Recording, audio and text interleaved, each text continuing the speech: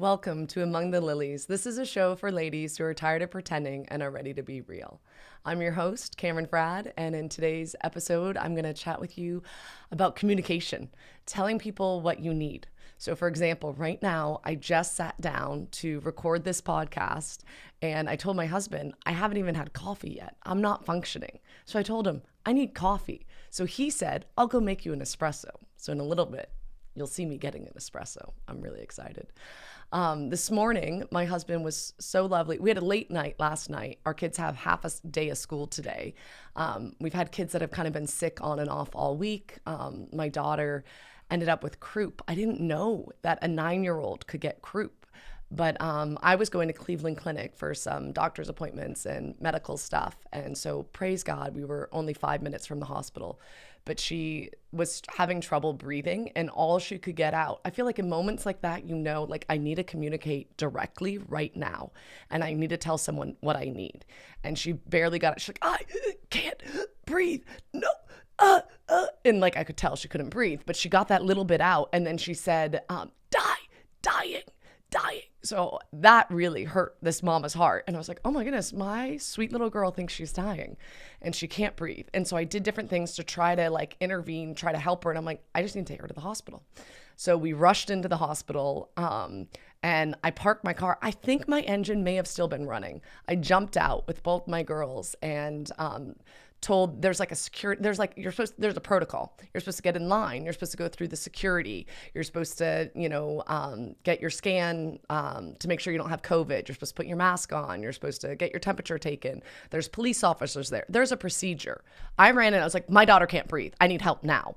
And they're like, go in. You're fine. So I go up, I'm talking to them and I look at the police officer and I'm like, my car's parked out front. And he's like, you're fine. You worry about your daughter. I was like, thank you very much. And so it was great. In moments of emergency like that, all of us, I think, become direct communicators. And I think sometimes we need to remember that, like when we communicate with like that and telling someone exactly what we need, they're able to respond, and yes, there's a protocol and normal people can wait in line and go through the security detector and or the metal detector and talk to the security guard and answer the COVID questions. And like, yes, that makes sense for normal people. But in an emergency situation where you have a child that's not breathing, all of that's like whatever. And even the nurse that was doing her, I don't know what you call it. When you first get in, a nurse assess you, I guess. Even the girl doing the assessment's like, you know what, forget this. I'm just going to take you guys straight back. And they were amazing. Praise you, Jesus, for Cleveland Clinic Emergency Department. Thank you. If any of you are watching, thank you very much. They were wonderful, direct communicators. Told them what we needed. We needed our child breathing again. They got us there, and it was so good. I think sometimes in communicating, sometimes we even know what we need, but we're afraid to tell someone. We think, well, I don't want to be too much of a bother. I don't want them to think I'm too much like this or too much like that. But we need to communicate. We need to look at someone and say, this is what I need. And in emergency situations, I think we all do it. But in normal day-to-day life, I think we need to do this. I think we need to have people in our life that know us well enough, that we love, and we can communicate like that. Like I think in our families, I think about my mom right now went to go visit my sister Keone because she's big pregnant and about to have a baby any day.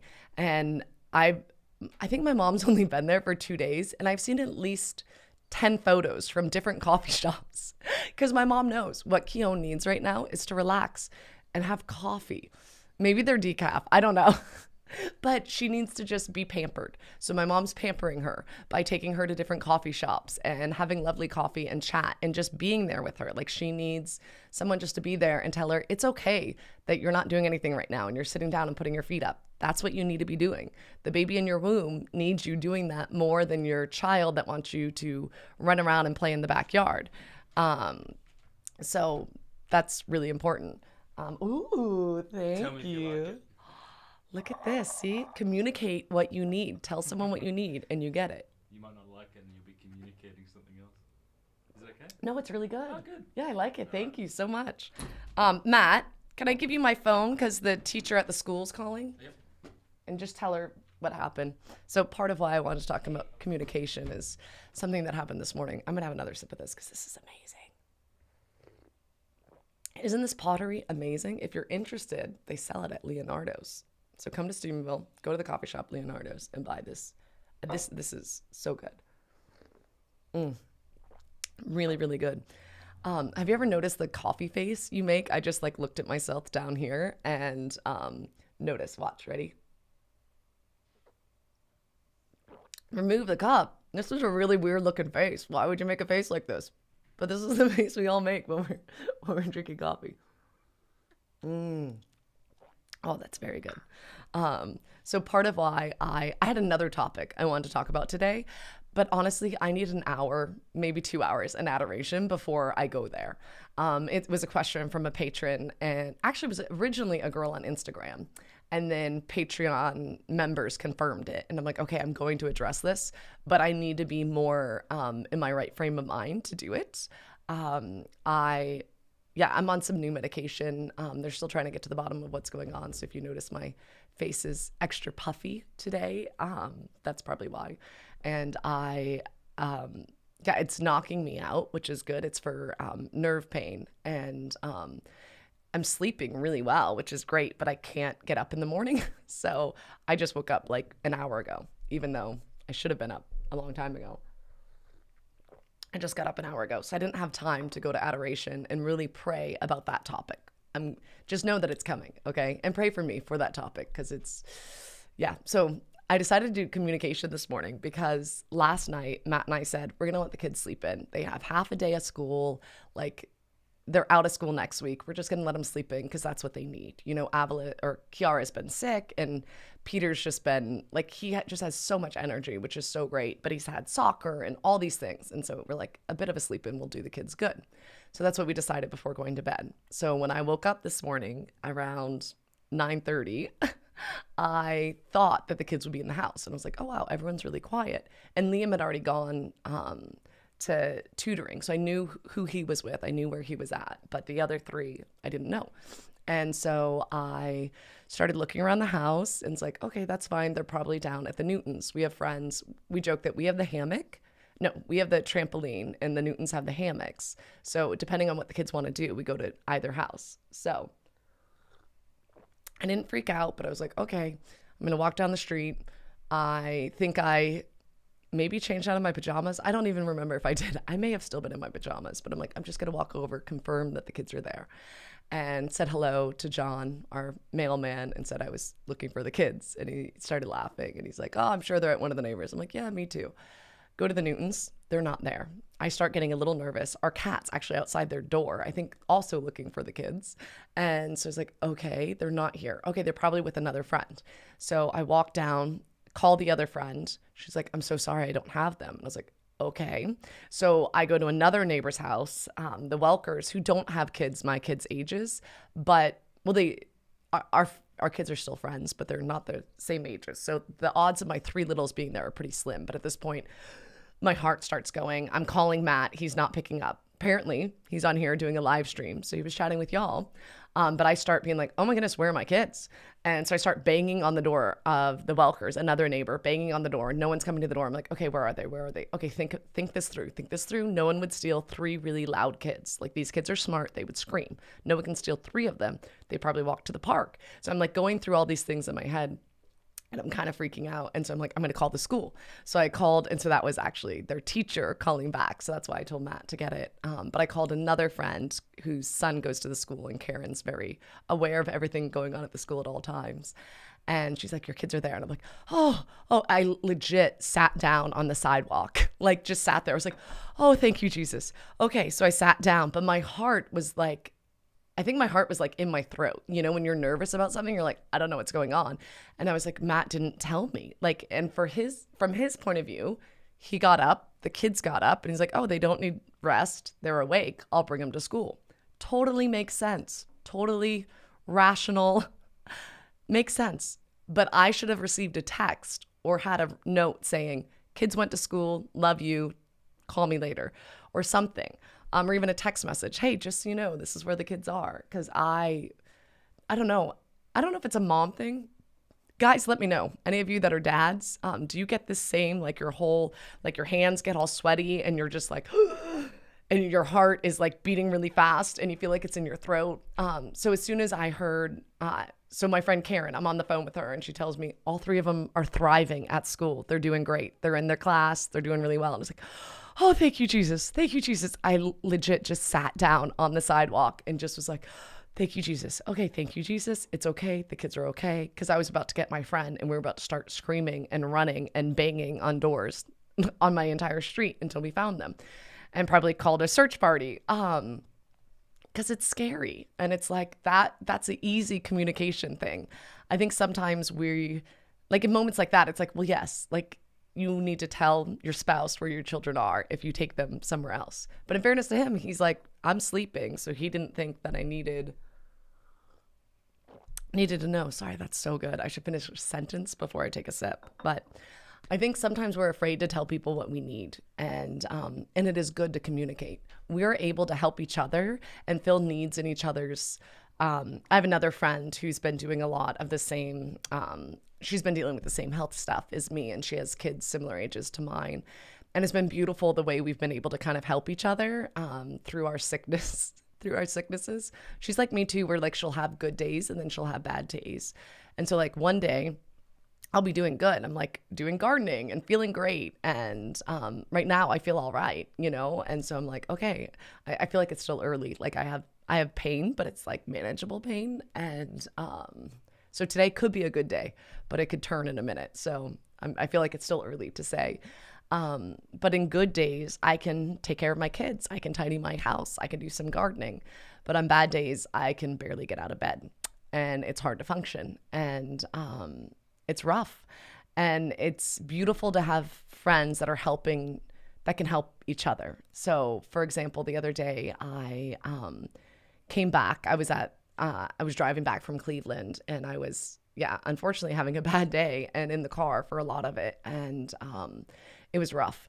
But friends here were looking after my other kids that weren't with me, and they were just so beautiful. And even when I got back, just asking how I was, they could see that I wasn't having a good day, you know, but they're like, why don't the kids play here? Like, you go rest, you know, and just so lovely and just taking care of me. And I go to walk home, and another neighbor comes out, and actually props to Cindy Welker, if you're watching. She reorganized all Matt's books, and it looks really good. So I don't know if you could see it on this live stream or not, but when you watch Pints with Aquinas, you'll see his shelves are like really put together nicely, and Cindy did that. But Cindy came out of her house as I'm walking home, and I'm like, I just need to go to bed. And she's like, hey, I made food. Are you hungry? Do you want to eat? I have food ready to go. I was like, I wasn't sure. And she's like, it's what was it? Eggplant noodles? It was some type of gluten-free noodle. It was all this healthy stuff. And she's like, it's perfect. Like, just come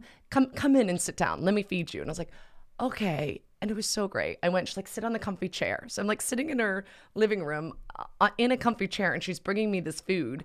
And all day I was in the car. So like I had an RX bar, I had carrot juice, I had I think nuts and seeds and fruit. But like I didn't have real food. And it was just so beautiful that she just, I didn't tell her I needed it, but she looked at me and knew what I needed. She's like, I know what you need. She's also dealt with health stuff. And I think there's something to it when you remember where you've been at in your bad moments, and you're like, no, I'm going to serve you in this. How can I help? And it was just so beautiful. Like, she fed me, and then she was running around with her grandkids. And I don't even know if I thanked her, but I just went home. And I think I told her son or her husband, tell her thank you very much. And I went home, and it was great. I went home, brushed my teeth, crawled into bed, went to bed. And I think it was probably like 5 p.m. and I didn't wake up till late the next morning. But it was just so amazing to be so loved, you know? And I think talking to people and telling them where you're at, and it is good. I have another friend here, Steubenville Missions are doing these, they're just basically serving people in the area that need help. And I just love it. Like, they're seeing a need and filling it. So they've been at a professor's house whose wife's big pregnant, painting walls and just making their house more beautiful and doing things that, sure, they technically can do on their own, but they're not in a spot where they can really do that because they have little kids and she's big pregnant. And I love when people just see a need and fill it. And I think sometimes we can think, well, I wish someone would do that for me. Let's like communicate. Tell someone that you need that. In relationships, like it's really important that we communicate with one another. I have a friend who asked because she keeps talking late at night.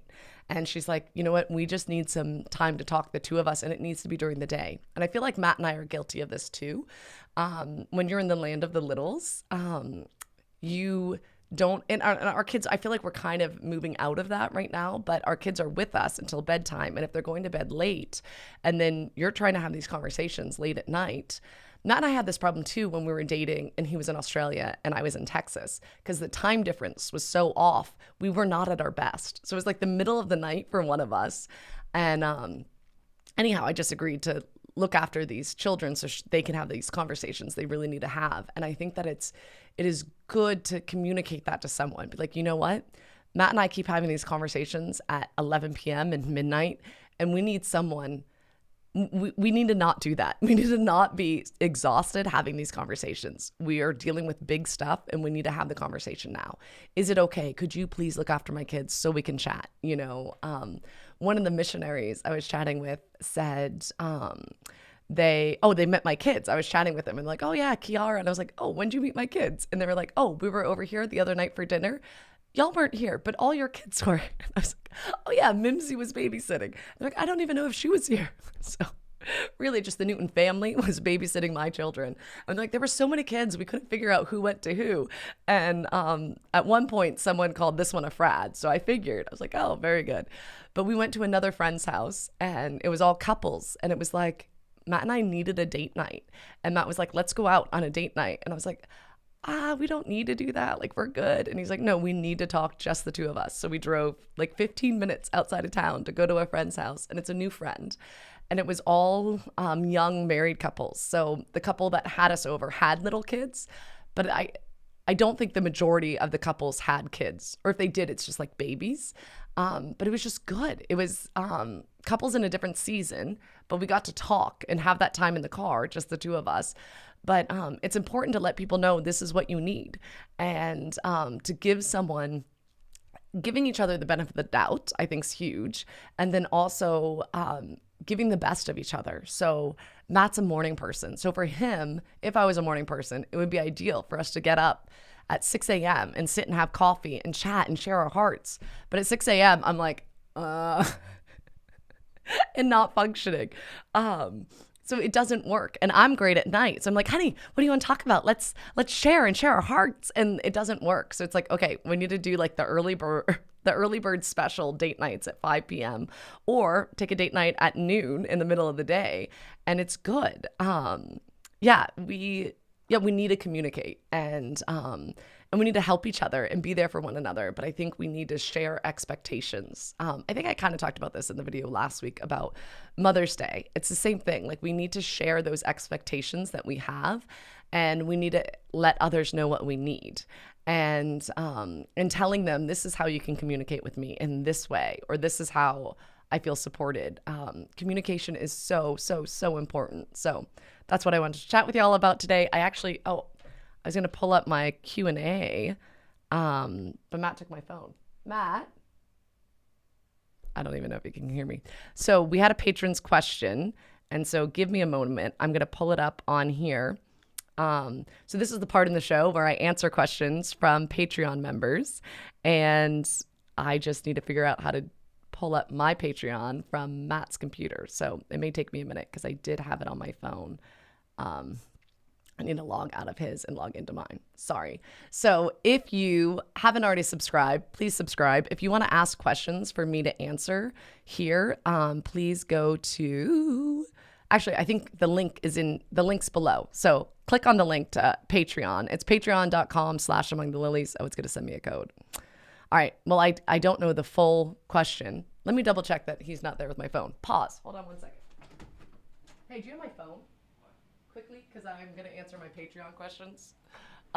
Sorry about that. Look at me. I'm telling him what I need. I need my phone because I need to answer these Patreon questions. Tell me what you need without being selfish. I'm not saying you are, but have you talked about No, it? but that's fair too. You know what I mean? Like, hey, I need this.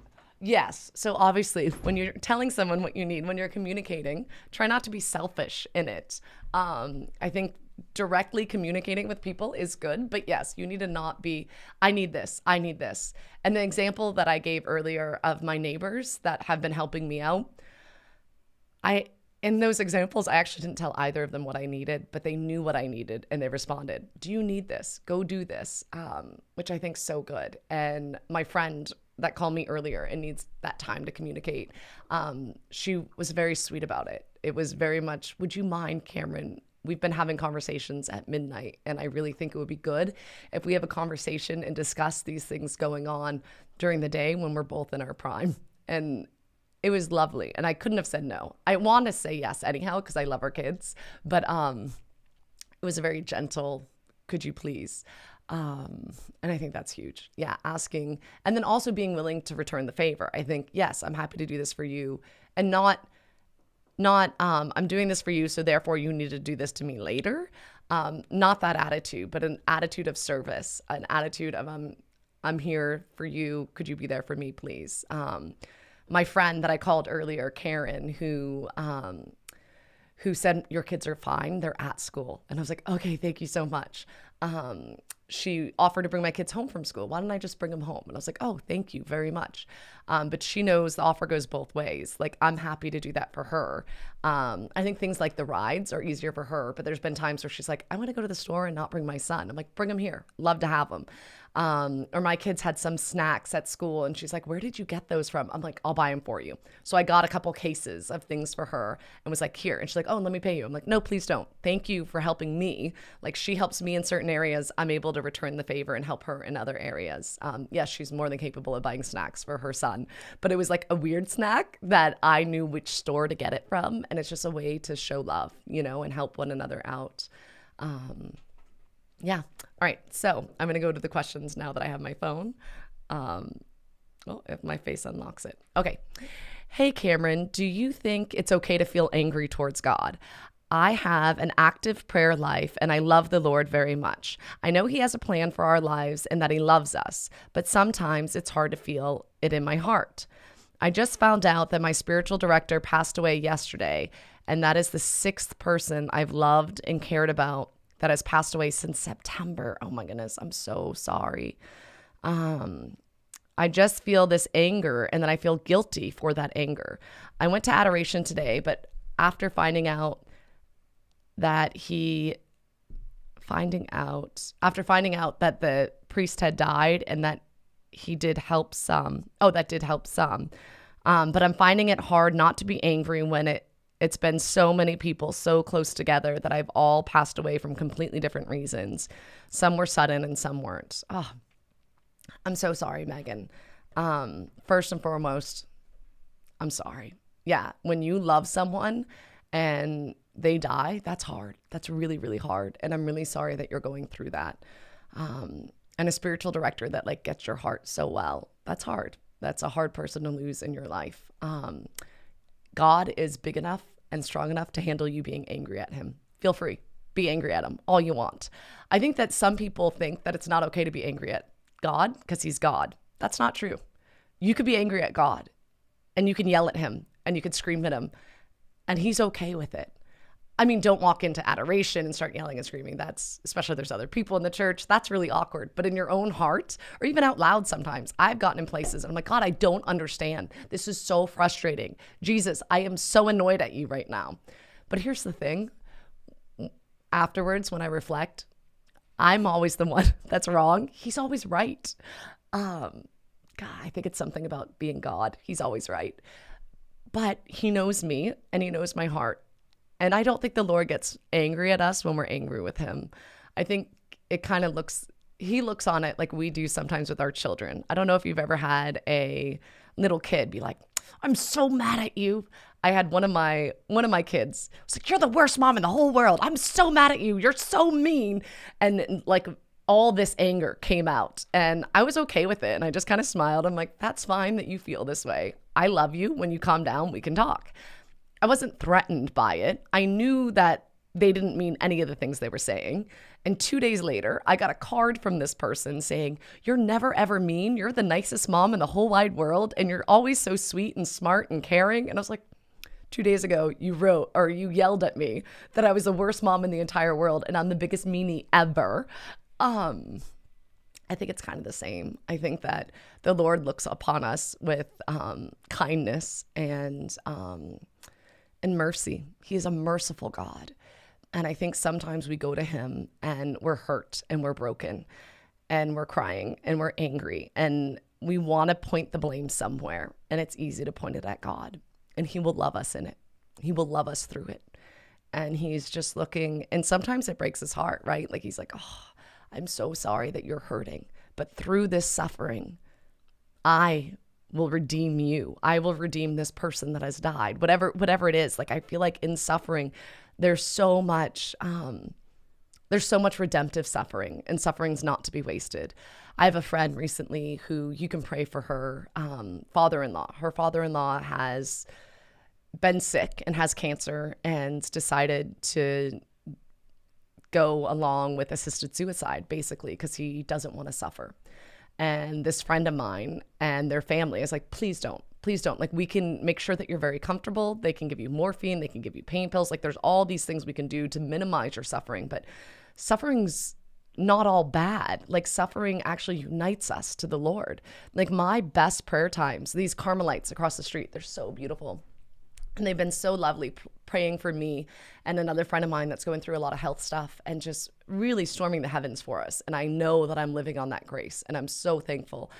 And one of them was asking how I was doing with it. And I'm like, actually, I'm good. Like, as far as like suffering, as far as the pain goes and how I'm feeling and those really bad moments, I'm like, that's some of my best prayer time. Like, I feel very united to the Lord. It's the moments that I can't go jump on the trampoline with my kid or run around and play tag or be who I think they need me to be. Those are the really hard moments because I want to be there for them. But being stuck in a hospital, it's annoying, but it's like, okay, Lord, like all of this I offer up for you.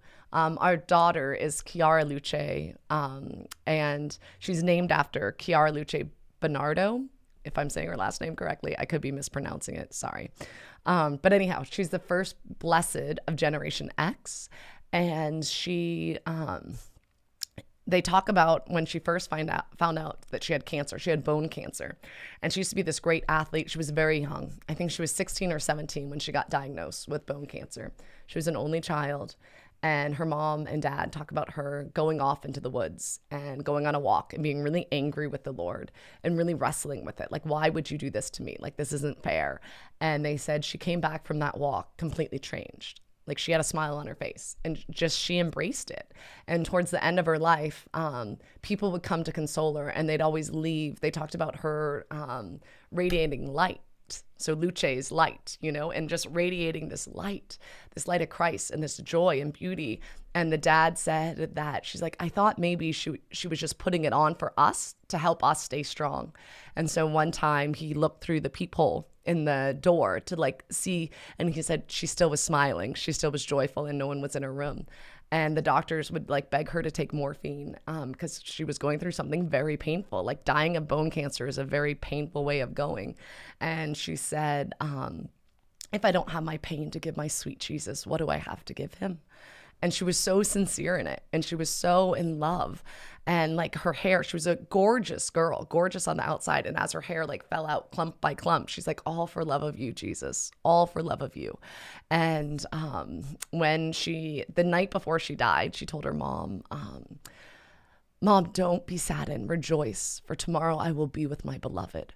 And she wanted to be buried in a wedding dress, and her and a good friend of hers like planned all the music that was going to be at her funeral. And they said not only could you not get into the church for her funeral, you couldn't get into the town. The town was packed. News of this beautiful Chiara Luce radiating light and joy and Christ's love spread, and everyone wanted to be near her and part of her.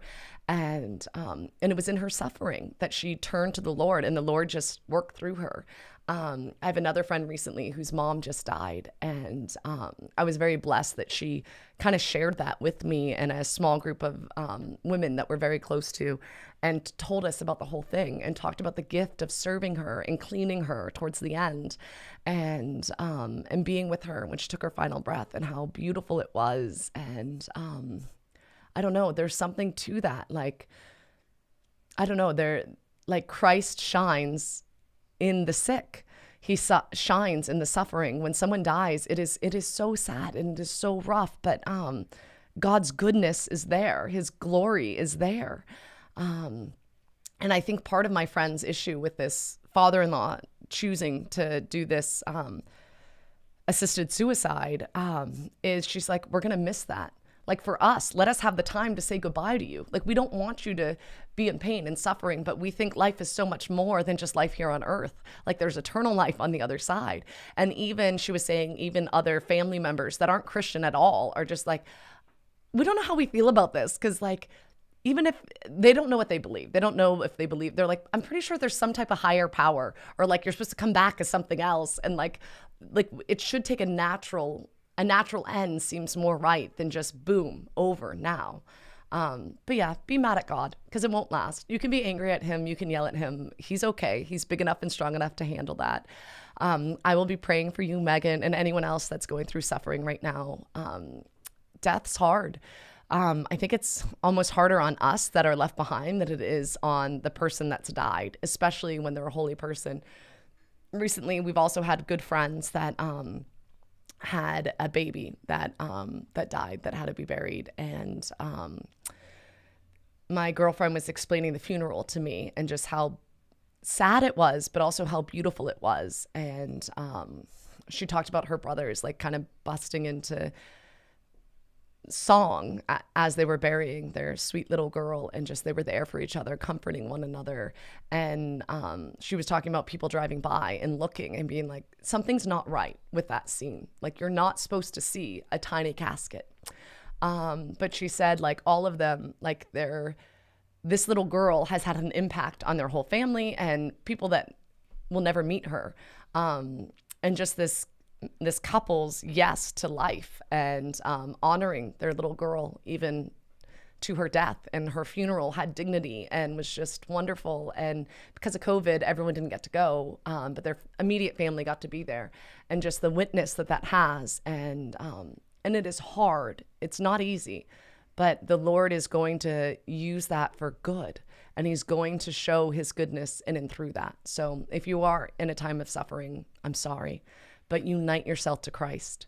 Ask Our Lady to wrap her immaculate mantle around you.